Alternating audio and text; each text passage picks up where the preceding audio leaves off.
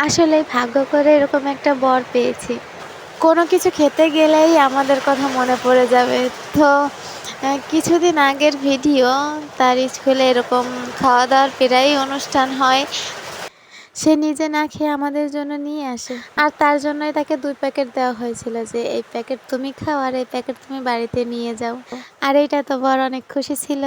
খাবারটা আমি রাতের জন্য রেখে দিয়েছিলাম আর রাত্রে খেলাম। বাবু তখন ঘুমিয়েছিল, এজন্য আর বাবুকে দেওয়া হয়নি। সত্যি আমার কপালে এরকম হবে আমার আগে জানা ছিল না। বরের প্রতি আমি খুবই খুশি। আমি যদি রাত ১টা-২টার সময়ও বলি যে আমার খিদে পেয়েছে, সে আমাকে কিছু না কিছু রান্না করে দেয়। আমার আর আমার ছেলের ভাগ্য অনেক ভালো। কারণ সে এরকম একজন বাবা পেয়েছে আর আমি এরকম একজন স্বামী পেয়েছি। আর আপনারা এই ভিডিওটাকে কোনো খারাপভাবে নেবেন না। ধন্যবাদ সবাইকে। আর আমাদেরকে আশীর্বাদ করবেন।